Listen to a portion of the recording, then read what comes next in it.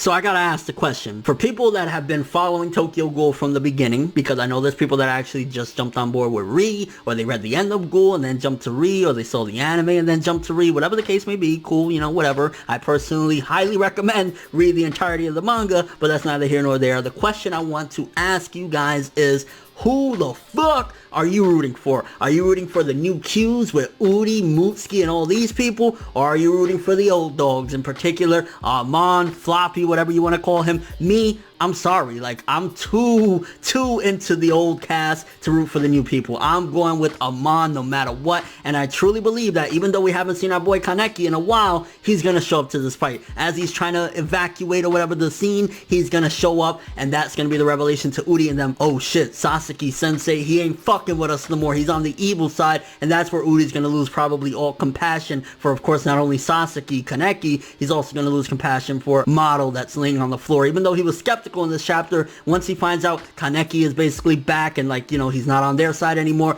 he's gonna be like, yo, it's extermination time. So at the beginning of this chapter, essentially, Urie and Mutsuki finally link up. Of course, you gotta think that Urie is still skeptical, like, yo, last time I heard anything about this girl, torso was all ripped up and all fucked up and all that creepy shit that she did to him, and, like, he's confused. So Urie already gotta think going into this chapter, he's like, yo, Mutsuki, what happened? And at the same time, he gotta deal with this situation, so his brain is already scrambled going into all of this, which is probably why he didn't immediately side with her as to, oh shit, you know, you said Model did this and that, like, what's going on there? Like, that's probably why he was skeptical and then immediately go with her, because he's like, you might be batshit crazy. I don't know if I'm gonna listen. And I gotta lie, I'm kind of sitting there like, fuck, they're jumping Amon, essentially. You got all of them. Yonabayashi, Urie, Mutsuki, all of these motherfuckers are jumping Amon, and you gotta give Amon credit. Like, even though he's a failure, according to Kano's experiments, the dude is getting jumped and still trying his best to hold his own. Like, Takizawa ain't even helping right now. Well, then again, Takizawa probably can't help too much considering the fact that the dude doesn't have a cock and balls anymore, at least until they regenerate. But you get what I'm saying. The dude is probably in some severe pain right now. And I'm pretty sure it's obvious to everyone that Takizawa was fronting so hard when he was like, yeah, I'm gonna take this hostage so that way you don't think that I'm doing this. No,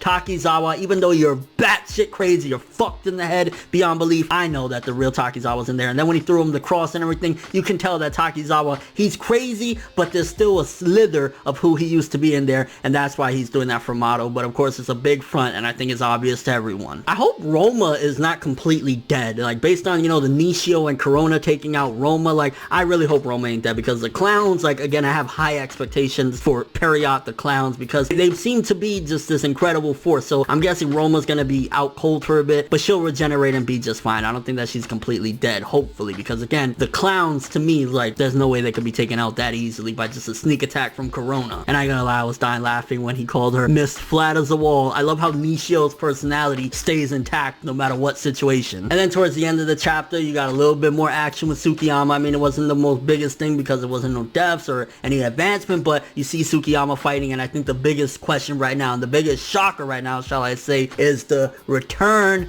of Irimi and the fucking ape, meaning that they did not die at the end of OG Tokyo Ghoul. So like 90 something chapters later, basically like 100 chapters later, we find out, oh, Arima didn't kill them. Holy fucking shit. Like, I ain't gonna lie, this chapter, very good stuff yet again. I'm hoping to see more within the next few chapters, especially because we're approaching chapter 100, that Kaneki comes back into the story soon, because again, he's been off panels for quite a few chapters now, but nonetheless, still very good stuff. The fight with Amon versus Urie and Mutsuki, seeing Takizawa's character and kind of where it's morphing to now, the fight with Roma versus Nishio and Corona, and the big revelation at the end that seemingly the ape and Irimi are still fucking alive, the ape and the dog, and of course Tsukiyama fighting. Like, action-packed chapter, really good stuff. Honestly, I'm gonna give it an 8 out of 10. Very good chapter. But let me know what you guys think. Was there anybody that was on the mark that predicted it? I did see some people telling me, hey, I knew that was gonna happen. I predicted it from the end of Ghoul. Nah, they're not dead, and holy smokes, they're still alive. Also, do you think that Kaneki is is going to show up and help Amon in this fight against the Qs, because let's be real, even though he's trying to hold his own, he's getting jumped by some strong ass people. Urie, Mutsuki, and the rest of them, like, there's no way that Amon can take them out completely by himself. So do you believe that Kaneki's going to show up as he's trying to get out of there and help Amon in this fight? Or maybe Mato is going to say to Takizawa, no, turn back around, we gotta help, what's going on there? And your overall thoughts to the chapter. Tokyo Ghoul yet again on fire, baby, very good. But thanks for watching, hope you enjoyed. If you liked anything I had to say or enjoyed the video, drop me a like, I'd greatly appreciate it. And if you want more from me, make sure to subscribe, follow me on Twitter, Instagram, and stalk my Facebook to get more when the video ends. I'm ForneverWorld, and as always, people,